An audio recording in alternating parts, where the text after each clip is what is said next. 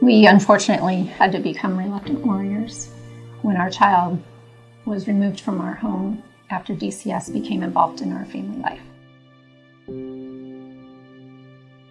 When our son was removed, it was like someone pulled the rug out from underneath us.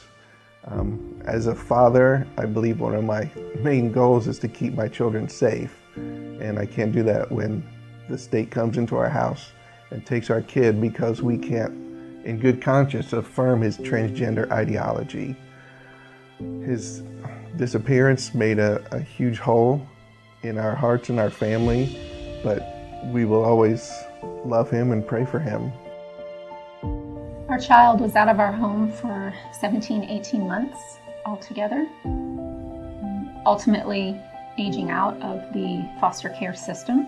We were able to visit with him at his discretion, basically for about 2 to 3 hours each week.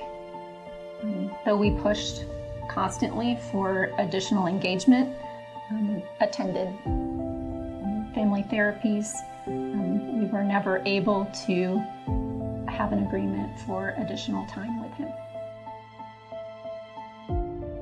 So as a mom, having limited access to your children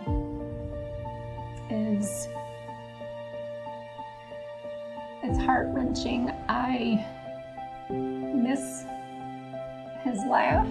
I miss being with him, talking with him about everyday things, teaching him how to bake, how to cook different things.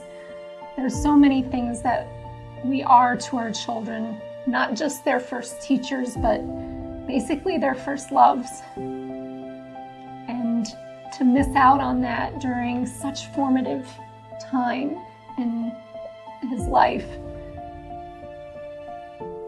we'll never get that time back. We didn't pursue an affirmational approach with our child because, first, as Christians, we believe God created us as male and female.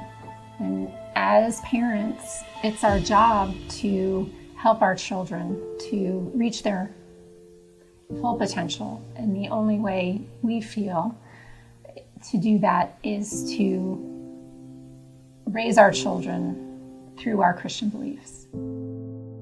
Secondly, we didn't go with the affirmational approaches because we did a lot of research on this subject.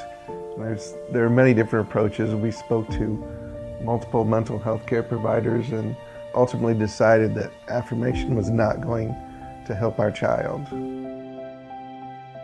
In our experience, this is not an isolated incident. There are a number of families here in Indiana experiencing the same issues that we've gone through. The mental health support services that we experienced were very much following an agenda towards affirmation only, which for our family was not going to resolve our child's issues. We are speaking out about this case now because parental rights need to be protected in Indiana. Our family should have never had to go through this. And we don't want any other family in Indiana to go through it either. Parental rights must be protected in both law and culture. This should not happen